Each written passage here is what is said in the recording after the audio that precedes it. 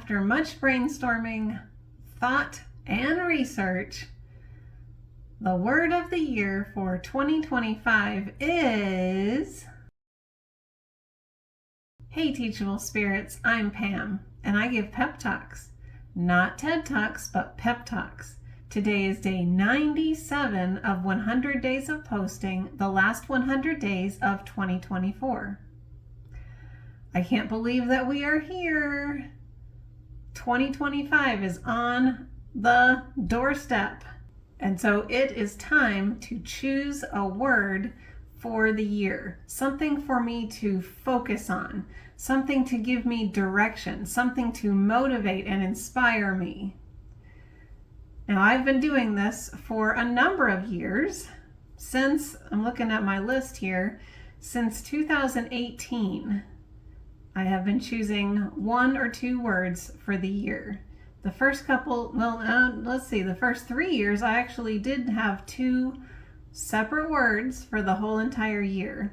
And you can really tell kind of where I was based on what words I chose. So in 2018, I chose give and listen. I was really working on being a better listener and on giving.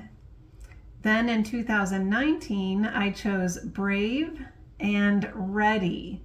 So in the latter part of 2018, I had done some brave things. I had gone and gotten swimming lessons so that I could finally learn how to swim, and I had gotten braces, which I had been wanting but had been too scared to actually pull the trigger on.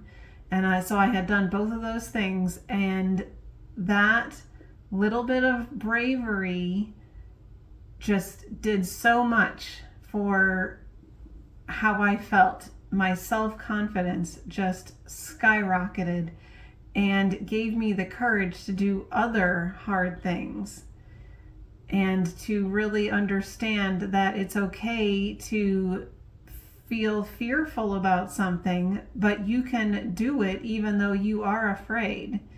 You just have to feel it, feel that fear, and move forward. And so I actually decided to choose brave as one of my words for 2019 to continue that focus and encourage myself to continue to be brave and do more hard things that I had been afraid to do. I also chose the word ready because I was really wanting to be prepared for all emergencies. Something from maybe somebody had to go to the emergency room, and so making sure that I always had a charging cable in my car and that phone numbers and lists of medications were always stored in my phone, to being ready for if we lost power. Do we have food that we can easily just warm up? And do we have something that we can warm it up on? Do we have backup heat if we lose power during an ice storm? Do we have water stored up in case we lose running water for a period of time? So I kind of went through lots of different scenarios and made sure that I was at least minimally prepared for a number of situations that could come up. What I considered to be emergencies, some could have been worse than others. But anyways, being ready. And that even included being financially ready for a job loss. So just kind of getting myself into a mindset of alleviating any anxiety about things that could happen by having things put in place. Anyways, in 2020, I chose the words less and fit. And less goes right along with minimalism. I had already been embracing minimalism for a number of years before that, but I just wanted to just bring it back. Less of everything makes life easier. Not less money usually, but so, and then fit as in being fit in my body. There's a quote that says to be useful is to be fit is to be useful, something like that. And so I just wanted to kind of promote fitness for myself.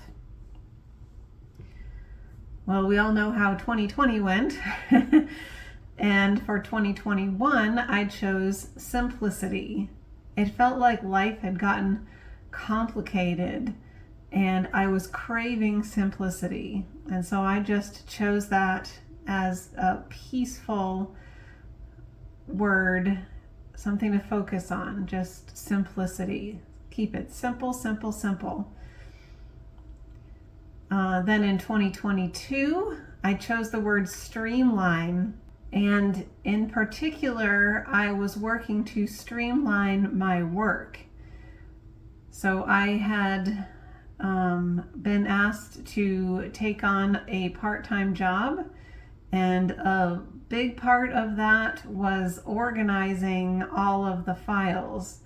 And so I was reorganizing like everything, just revamping everything to make it more streamlined, more user-friendly. And as I streamlined that, I was streamlining other things in my life. So streamline was just the word for that year. Then in 2023, I chose a word that was really different, and it was the word celebrate. I recognized that there were going to be a number of momentous occasions in 2023. Both of my kids were going to be graduating from high school, one in May and one in December.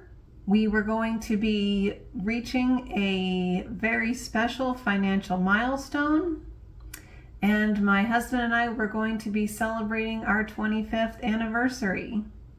And I tend to be so busy that I neglect to really stop to celebrate things. At least I had up until that point.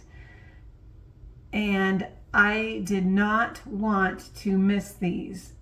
I wanted to make sure that I was so looking forward to those, the majority of which were going to be happening in about a 1 month period.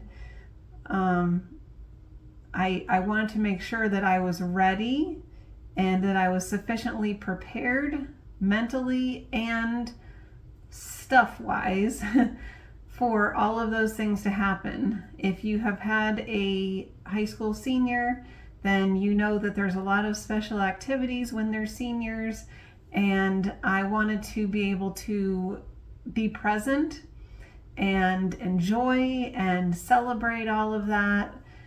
And there's certain responsibilities that you have as a parent as far as special events go, and so I wanted to,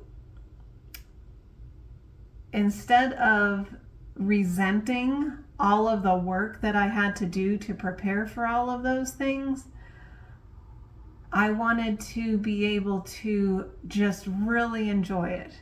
And that took a lot of extra planning, advanced planning on my part. And so having the mindset that this year we are celebrating made such a big difference. We were able to plan some trips that we just absolutely enjoyed. I have never enjoyed vacations like I did that spring and summer. It was just a different mindset because of the focus on celebrate. And then last year, this year that we're in, for 2024, I chose the word move. And I wanted to focus on moving my body more. I had really listened to a couple of audiobooks on the importance of movement and how it affects our health, and how maintaining it is one of the important aspects of longevity. And so I really wanted to maintain the mobility that I have, as well as increase it, my flexibility.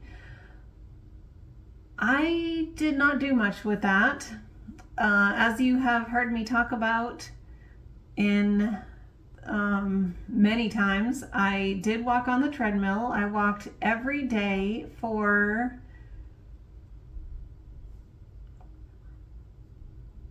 about 4 months. Almost every day for about 4 months. That's pretty good. I mean, that's a third of the year. I only walked 20 minutes each time, but it was almost every day for 4 months. So that was actually like better than I had done like any year leading up to this, except for when my kids were little and I did go to a exercise class regularly. But yeah, I wouldn't call it a huge win, but that's okay. I did move more than I would have probably if I hadn't been focused on it. Now, which brings us up to this year. And it's like, I know what I need to do, and I have the self-discipline to do a lot of things. But a lot of times I just procrastinate, or I sit around and I scroll on the phone for no good reason for hours at a time, wasting time. Or I make excuses in my mind. I put things off. They sit on the to-do list for a long, long time. So my word for 2025 wanted to be something that would motivate me to actually go, do it, take action.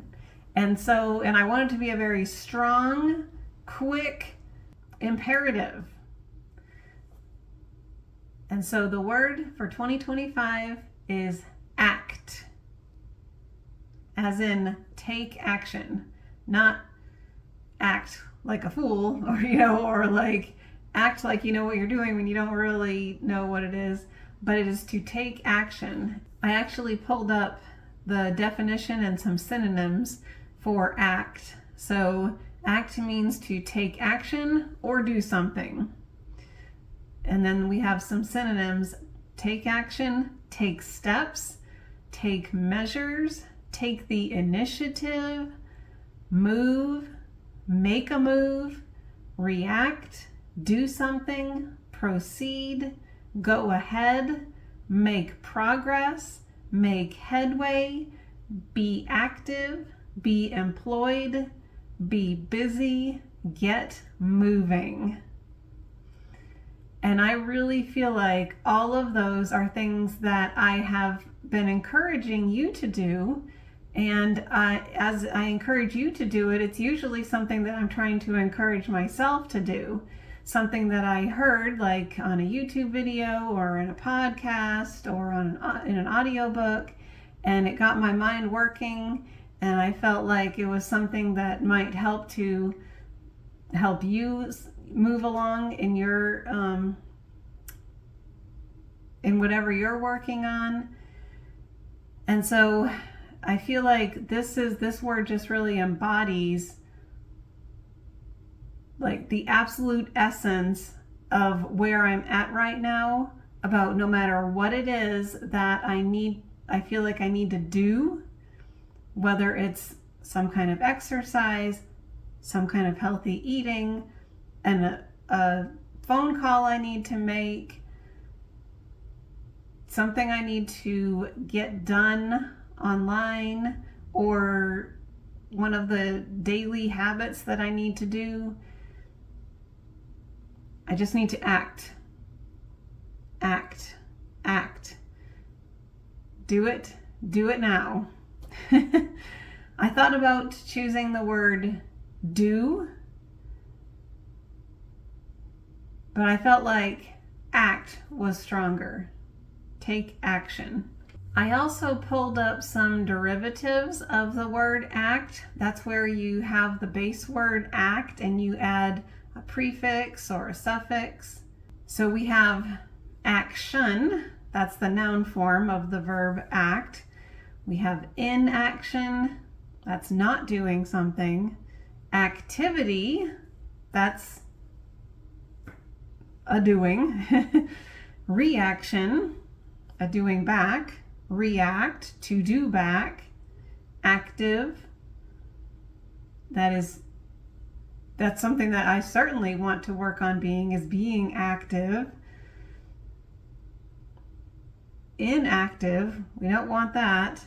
Proactive, of doing beforehand, that's like being prepared, looking for issues and taking care of them before they come up.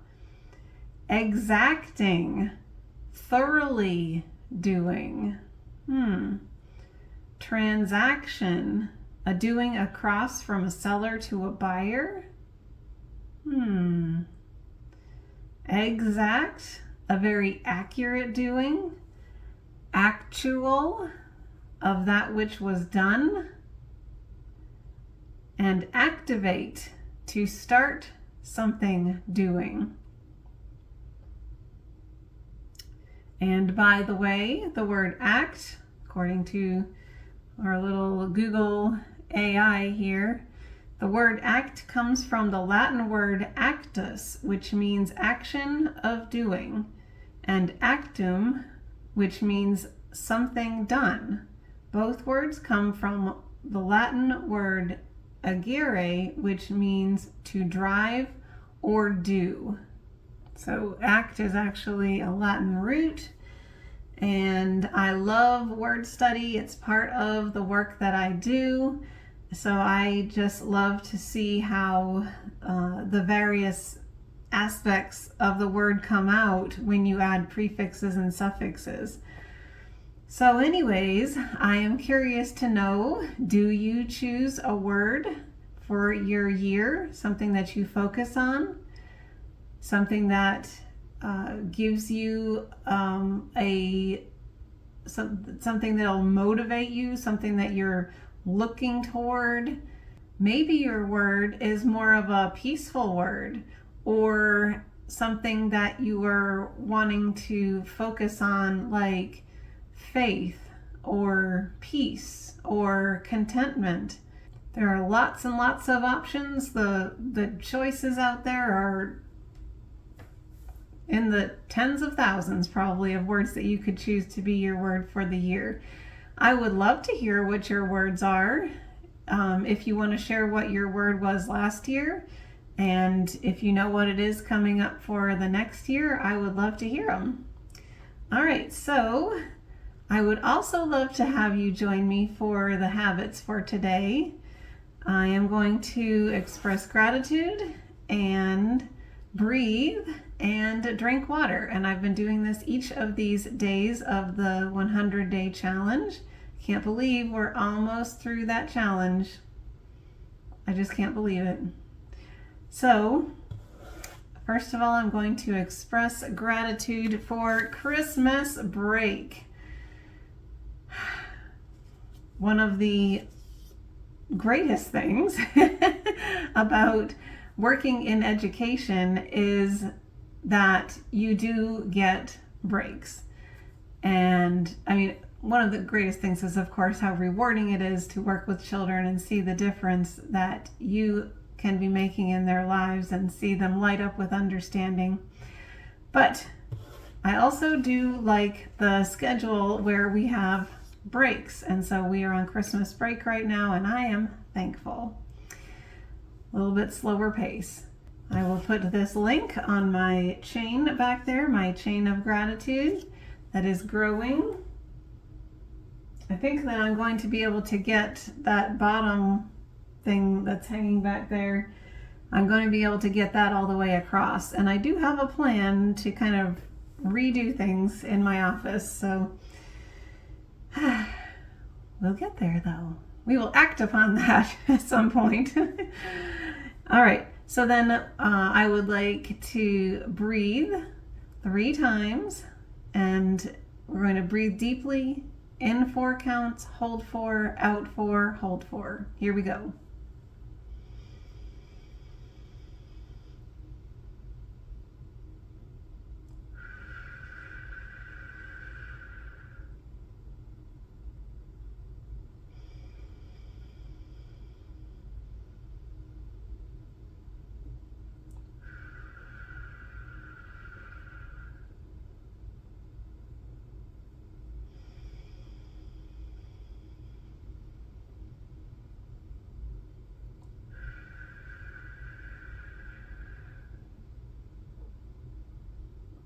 Okay, and lastly, we're going to drink some water.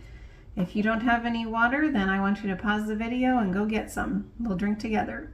Ready? Here we go.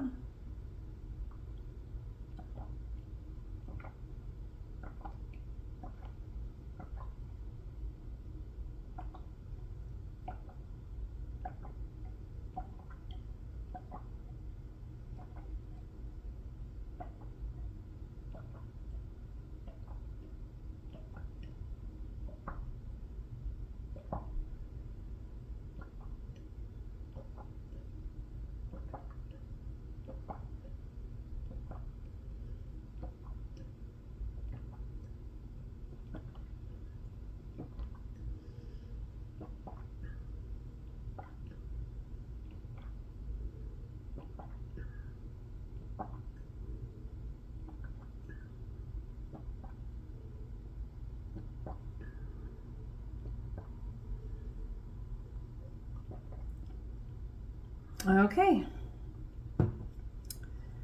I want to thank you so much for watching today. I'll see you next time. Bye.